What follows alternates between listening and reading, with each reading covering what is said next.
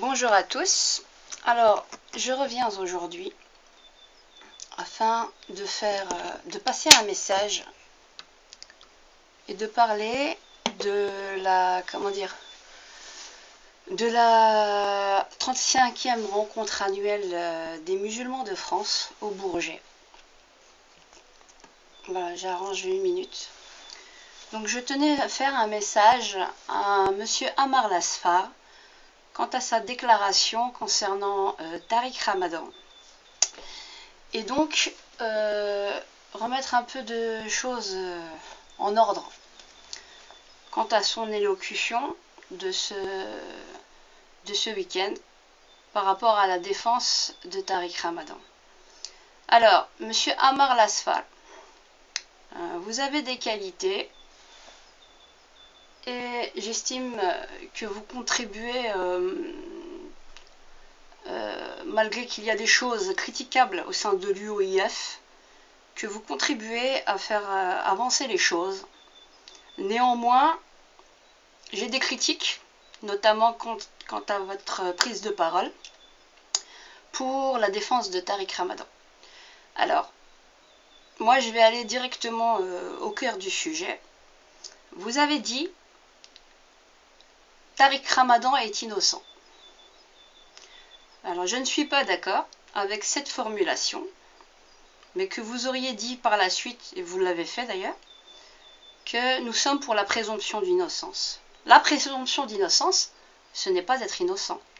Mais la manière dont vous avez affirmé les choses, pour nous il est innocent. Vous parlez pour vous. Vous dites pour moi il est innocent. Mais vous ne dites pas pour nous il est innocent parce que vous ne représentez pas tous les musulmans de France. Premièrement. Deuxièmement, j'ai eu, bien avant l'éclatement de l'affaire, durant plusieurs années, quand je me retrouvais dans des groupes féminins, des échos, que c'était un coureur de jupons, d'accord? Ce sont des échos, mais ce sont des échos, et puis, puisque vous êtes pour la libération de la parole, il faut que vous puissiez l'entendre aussi. J'ai eu des échos à des intervalles différents, des années différentes, où on me demandait ce que je pensais de Tariq Ramadan. J'expliquais qu'il avait fait des choses bien, que je trouvais que c'était un penseur intelligent. Néanmoins, je ne lui donne pas caution sur tout. Alors, je n'ai jamais eu de témoignage direct de femmes qui auraient eu une problématique. Mais j'ai eu des témoignages, donc au cours de ma vie, 3-4 reprises, comme je vous disais, dans des cercles différents, que c'était un coureur de jupons et que le mec c'était les fourberies de Scapin un petit peu, bon, si on peut le dire de cette manière. Donc, et c'était apparemment de ces femmes-là, c'était des amies à elle. Apparemment, mais comme je vous dis directement, je n'ai pas de témoignage. Donc, dire qu'il est innocent de la manière dont vous avez dit les choses ne me convient pas. Troisièmement, dire que c'est un modèle. Non, monsieur. Non, monsieur. Monsieur Tariq Ramadan n'est pas un modèle. C'est un intellectuel, point à la ligne. Moi, mon modèle, moi, ce sont mes parents. Je n'ai pas eu besoin de Tariq Ramadan pour venir me dire c'est quoi d'être citoyenne, c'est quoi de se sentir français. Mais nous avons eu une jeunesse désabusée.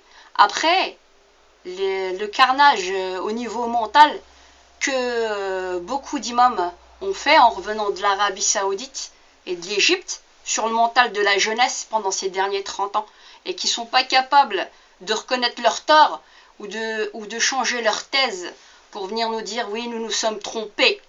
On vient dire aux gens, quand vous vous trompez, excusez-vous et affirmez les choses et mais moi j'ai jamais entendu des imams et des théologiens revenir sur leur thèse et s'excuser sur ce qu'ils avaient fait en un temps antérieur. Et c'est ces dégâts-là que monsieur justement Tariq Ramadan est là pour réformer la pensée. Mais nous pensions bien avant son existence et nous penserons encore bien après. Et nous pensons aujourd'hui et encore demain. Nous n'avons pas besoin de monsieur Tariq Ramadan pour savoir c'est quoi d'être musulman, c'est quoi d'avoir confiance en soi, c'est quoi d'être français. En tant que modèle, pour moi, ce n'est pas mon modèle. Mais le problème, où est-il?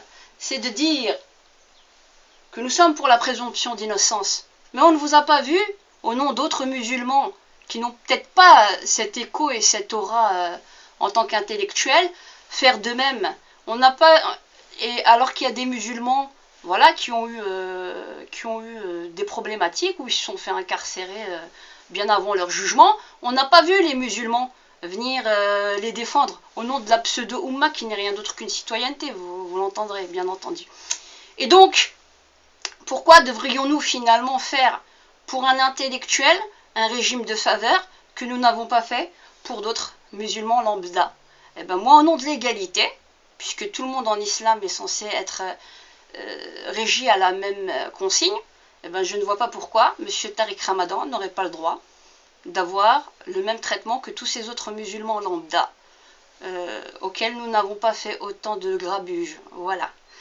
Et pour un message à M. Tariq Ramadan, il faut savoir partir lorsque le rideau se ferme. Et occupez-vous de votre Suisse, nous nous occuperons de notre France.